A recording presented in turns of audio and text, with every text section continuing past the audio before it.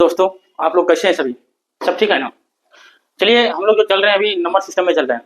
आज number system के एक ऐसा टॉपिक बताएंगे, बहुत इंपॉर्टेंट टॉपिक। आप लोगों को एक कंपटीशन भी पूछा जाता है, कोई भी एग्जाम हो, CTET, JTET, BPSC teacher exam, हर एक एग्जाम में पूछा जाता है।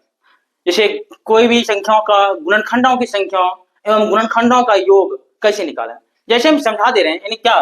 Number of factors, number of factors, number of factors, इसको हिंदी में बोलते हैं हम लोग गुणनखंडों की संख्याओं, गुणनखंडों की संख्याओं।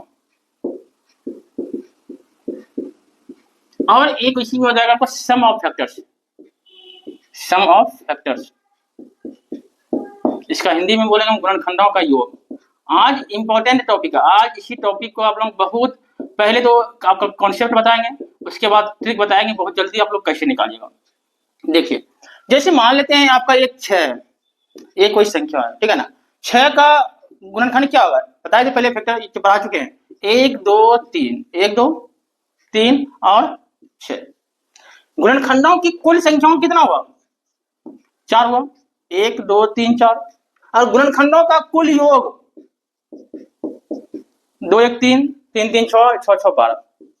ये आपका संख्या।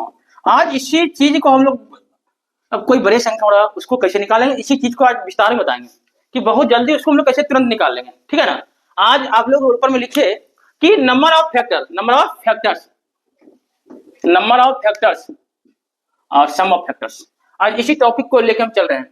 पहले आप लोग इस कॉन्सेप्ट को इसको बताते हैं, जो कॉन्सेप्ट है आपका, जैसे number of factors, number of factors.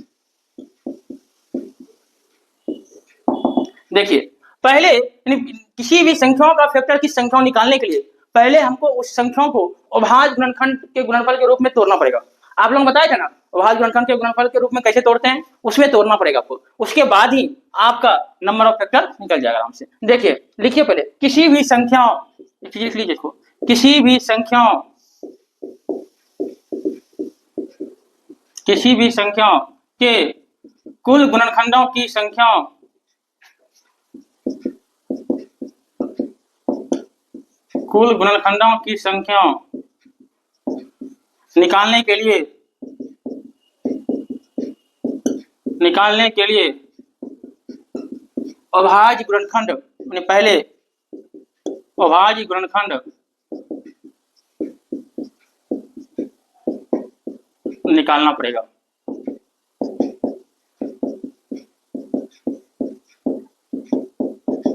ठीक है, इसको लिखिए, नोट कीजिए। गुणनखंड निकाल दिया। यदि कोई संख्या अभाज्य गुणनखंड के रूप में है तो इसको क्या करें? अगर कोई संख्या, अगर कोई संख्या, अगर कोई संख्या a पर पावर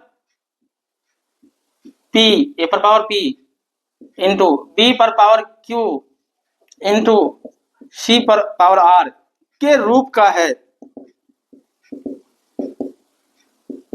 तथा a b और c, a b c, a b तथा c अभाज्य संख्या, क्या होना चाहिए? अभाज्य संख्या, अभाज्य संख्या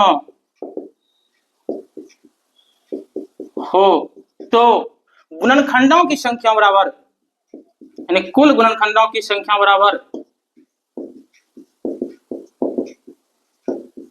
क्या हो जाएगा आपका? p plus 1 into Q plus 1 into R plus 1। यानी क्या?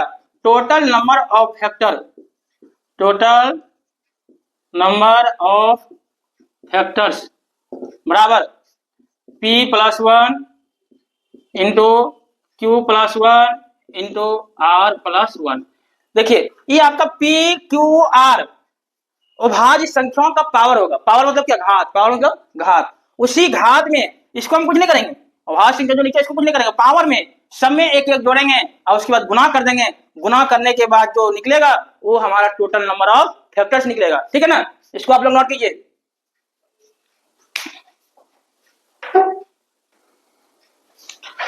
चलिए, आप लोग लिख लिए, इसको लिख लिया ना। अब हम इसको इरेज करते हैं, मिटाते हैं। इस पे एक दो एग्जाम्पल अभी दे देंगे, बनवाएंगे तुरंत अभी, ठीक है ना। हाँ इसको लिख लीजिए सिर्फ।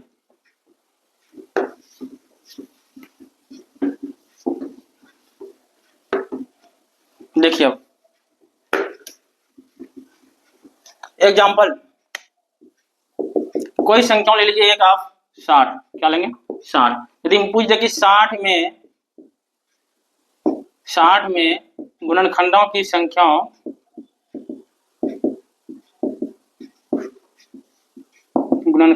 संख्या कितनी है,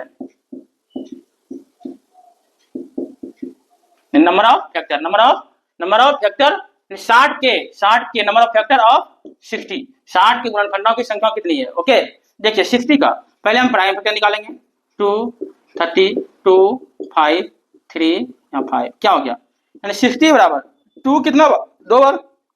आज थोड़ा तबियत ठीक नहीं है, लेकिन फिर सोचे कुछ क्लास तो करना चाहिए, उनको मन अपने आप नहीं लगता है। यहाँ 3 पर पावर 1, 5 पर पावर 1, आप देखिए इस सबको नीचे क्या है, प्राइम है ना, प्राइम नंबर है, नीचे कुछ नहीं करना है, ऊपर में देखिए नंबर ऑफ फैक्टर्स, क्या लिखेंगे हम, नंबर ऑफ फैक्टर्स बराबर पावर को 2 है 2 प्लस 1, यहाँ 1 है 1 प्लस 1, यहाँ क्या है 1 है 1 प्लस 1। आप देखिए 2 1 3 1 1 1 1 2 1 1 2, कितना हुआ आंसर 12, आपका नंबर ऑफ फैक्टर्स 12, ठीक है ना। इसी तरह आप लोगों को गुणनखंडों की संख्या निकल जाएगा। यहाँ पे प्राइम फैक्टर निकाले पहले 2 2 बार है ना, 2 2 बार 3 1 बार 5 1 बार, तो ये जो पावर हुआ ना 2 में 1 जोड़े, फिर 1 में 1 जोड़े, 1 में 1 जोड़े, 2 1 3 1 1 2 1 1 2, सबको फिर गुना कर दिए, 3 3 दूना 6 6 दूना 12। ओके चलिए अब आगे की ओर बताते हैं आप लोग गुणनखंडों का योग कैसे निकालेंगे, गुणनखंडों का योग कैसे निकालेंगे, ठीक है ना। देखिए गुणनखंडों का योग निकालने के लिए फिर वही अभाज्य गुणनखंड के रूप में व्यक्त करना ही पड़ेगा। अभाज्य गुणनखंड के रूप में जैसे आपका व्यक्त कर लीजिएगा तो किसी भी गुणनखंडों का योग आपका आराम से निकल जाइएगा। जैसे देखिए आप, जैसे मान लीजिए आपका कोई भी नंबर ए बराबर यानी n बराबर नंबर बराबर a पर पावर p और फिर क्या गुना b पर पावर q एंड c पर पावर r हो, इस तरह तो हम कर ही लेंगे ना, यहाँ तक तो कर लेंगे ना, हो तो गुणनखंडों का योग गुणनखंडों का योग ध्यान से समझिएगा, गुणनखंडों का योग क्या हो जाएगा, यहाँ पे जो होगा जो भी अभाज्य संख्या होगा यानी उसको हम पावर 0 से स्टार्ट करेंगे, इस तरह a पर पावर 1 a पर पावर 2 लेके डैश a पर पावर जितना होगा a पर पावर लास्ट b तक, समझ में आ रहा ना। इस तरह कर लिए, फिर गुना यहाँ देखिए क्या करना है, उसी तरह b में भी b पर पावर 0 b पर पावर 1 b पर पावर 2 और डैश करके b पर पावर q तक गुना आपका क्या हो जाएगा, फिर उसी तरह c में भी c पर पावर 0 c पर पावर 1 c पर पावर 2 डैश c पर पावर r। यही आपका फॉर्मूला है गुणनखंडों का योग निकालने के लिए, ठीक है ना। उसमें तो सिर्फ वो +1 किया था ना गुणनखंड की संख्या निकालने में, लेकिन गुणनखंडों का योग निकालने के लिए आपको जितने रहेगा, जैसे मान लीजिए 5 पर पावर 5 हुआ तो इसको हम जो है 5 पर पावर 0 5 पर पावर 1 5 पर पावर 2 5 पर पावर 3 5 पर पावर 4 5 पर पावर 5, इस तरह निकालेंगे, उसके बाद ही आपका गुणनखंडों का योग निकलेगा। एक आप लोगों को निकाल के दिखा देते हैं, ठीक है ना। जैसे मान लेते हैं एक एग्जांपल देते हैं आप लोगों को 72, क्या देते हैं 72 72 का प्राइम फैक्टर हम लोग निकालेंगे। प्राइम फैक्टर 2 से खाया यहाँ 36, 2 से खाया 18, 2 से खाया 9, यहाँ 3 यानी क्या हुआ 2 पर पावर 3 इंटू 3 पर पावर 2, यही हुआ ना। आप देखिए इसमें हम लोग क्या करना है, गुणनखंडों का योग बराबर क्या लिखेंगे, गुणनखंडों का योग बराबर यानी क्या सम ऑफ फैक्टर्स बराबर, देखिएगा 2 पर पावर 3 है ना, 2 पर पावर 3 है ना, देखिएगा इधर से, यानी 2 पर पावर 0 2 पर पावर 1 2 पर पावर 2 2 पर पावर 3, क्या तक है गुना 3 पर पावर 0 3 पर पावर 1 3 पर पावर 2, ठीक है। आप देखिए 2 पर पावर 0 कोई भी संख्याओं पे पावर 0 हो उसका मान 1 होता है, 2 पर पावर 1 इसका 2 2 2 1 4, 2 पर पावर q इसका मान 8 होगा, इनटू 3 पर पावर 0 1 3 पर पावर 1 3 3 पर पावर 2 3 3 3 1 9।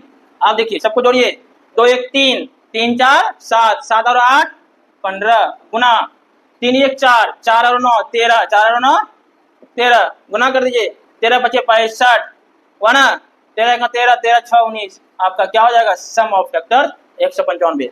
ध्यान से समझ लीजिए, आपको यहाँ प्राइम फैक्टर में लगाया ना 2 पर पावर 3 और इंटू 3 पर पावर 2 लिख लिया ना। कहाँ से स्टार्ट करेंगे, पावर 0 से, 2 पर पावर 0 प्लस 2 पर पावर 1 प्लस 2 पर पावर 2 प्लस 2 पर पावर 3, यहाँ 2 रखा है, 3 पर पावर 0, 3 पर पावर 1, 3 पर पावर 2, ठीक है। तो 2 पर पावर 0, कोई भी संख्या पे पावर 0 रहेगा उसका मान आपका 1 रहता है, 1 हुआ।